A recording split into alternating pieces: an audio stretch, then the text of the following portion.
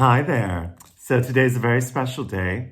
It is the 1 year anniversary of my sobriety. I don't really like to look back on life, but this was me a year ago. And if I had known then that within a year I was going to lose over 200 pounds, I was going to look better than I've ever looked, I was going to feel better than I've ever felt, my career was going to reach new heights, I was going to be happier than I've ever been, and it's all going to start with me not drinking, I honest to God wouldn't have believed it. But here I am, and everything's worked out really well. I actually talk a lot about my process with sobriety in the new Ex-Berliner magazine, and so you guys should get a copy. The article is really good. It's written by Rhiannon Stiles. Check it out. Today, though, I thought it would be more useful to talk about some of the things I've learned that could be helpful to you or someone in your life that wants to go sober. One of the things that helped me in my journey was that I was very motivated, but also that I set goals for myself. I quit drinking in June, and I was working towards having the gastric sleeve surgery in October. So I was working with, healthcare providers, the weight loss clinic and a nutritionist and my doctor. So I had these goals and things that I could focus on in terms of both losing weight and dealing with all of the requirements for the insurance. So keeping my mind occupied on something else and pushing through the initial withdrawal and discomfort of quitting drinking. One of the common misconceptions about becoming sober is that you're going to change into a different person, but actually you become more of who you really are. If alcohol has become a problem for you, it's usually because you're covering up some sort of feeling or emotion that you're not able to deal with. And what I've learned is that you can't be so hard on yourself in thinking that there's something wrong with you or that you have some sort of character flaw because you have a drinking problem. It's more the fact that you did the best you could under really tough circumstances. Once I stopped drinking, I was able to sort of sit with those feelings, whether they be loneliness or anxiety or sadness. And I realized, hey, they're just feelings. They can't kill me. They can't hurt me. I just have to feel them and they'll go away and I'll work through them. The best part of being sober for me is the clarity of mind. So once you're able to stop drinking, work through the feelings that you have been hiding from, you gain the clarity to realize, oh wait, I can solve these different problems.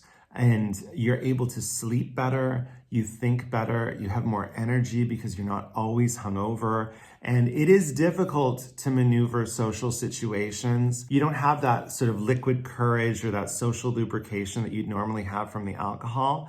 But then you end up realizing, oh, I don't really need to be at a bar right now. Oh, I don't really need to be having this conversation right now. Oh, I don't really need to be hanging out with these people that I don't really like or who are mean or who bring negativity into my life. You end up in situations that make you happier and you avoid situations that bring negativity into your life. It's actually pretty amazing. As you go through your journey, you also find other ways to relieve stress. I get that like for me, I did use alcohol to unwind as a stress reliever, as something to celebrate, but you end up finding other things. Like I went to Brazil for 5 weeks and I really used that time to rehabilitate myself spiritually and enjoy really long sunsets. And I'd go to the gym every day and eat delicious food and be in the sunshine. And perhaps you might need something like that where you go away, you reserve some time to go away. But there's also different sort of spiritual work you could do. People go to therapy, people get into activities. I think that finding some other stress relief in your life is really important.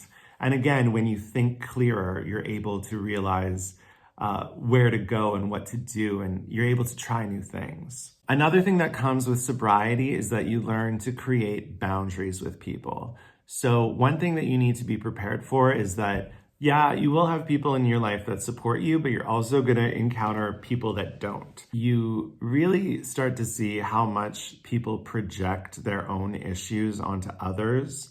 especially if you change and if you change for the better. A lot of people don't like it. People kind of come up with this story of who they think that you are, even if they don't like you, even if they think that you're a fuck up. In their mind, you're a fuck up, and they like the fact that you're a fuck up. So when you change, and the story in their mind changes, they don't like that. And so you learn to separate yourself from the opinions of others. And it's actually amazing because it's my story. It's not their story. My life has nothing to do with them. So you learn to not let other people ruin your day. You sort of start to see their shit for what it is. And the last thing is like the amount of happiness that you're going to have in your life. Like I cannot believe how happy I am. Sometimes I think like, oh my God, am I manic? Like, am I bipolar and just having a manic episode? And I realize, no, I think this is just what happiness is.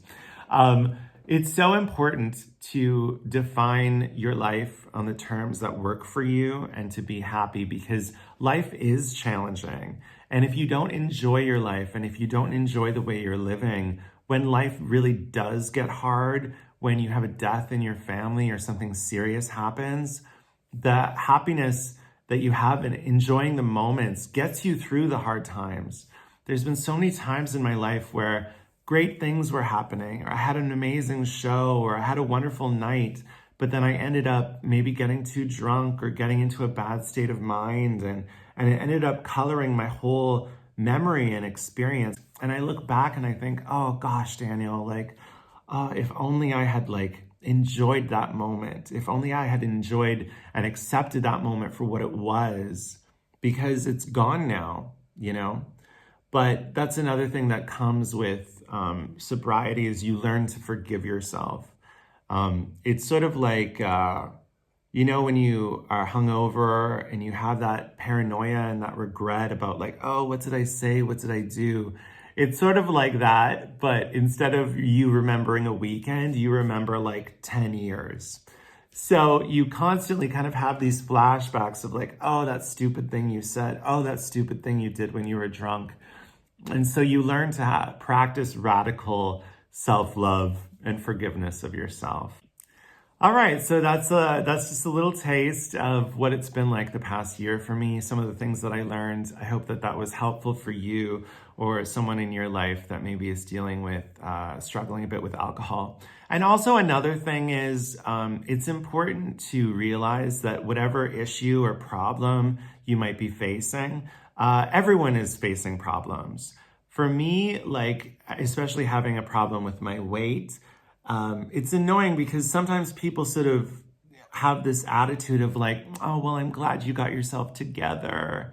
And it's like, maybe you could see the fact that I had a problem, but that doesn't mean that my problem is any more personal or sensitive than someone who maybe struggles with confidence or struggles in their relationships or their jobs.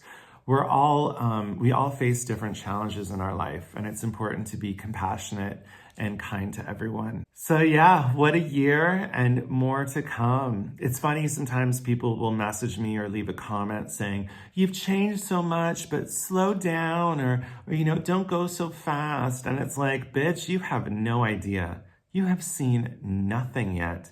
The past year, that was still me when I was like chubby and struggling. Imagine the next year looking like this, with this body and this face, and these smarts and this clarity of mind. I can't even imagine. I cannot even imagine where I'm going to be in a year. But it's exciting. And I'm going to live every day of my life to the fullest. And I'm not going to let any more time slip away. I'm going to really, really enjoy my life. And I hope that you can do the same. Because why not? Let's do it.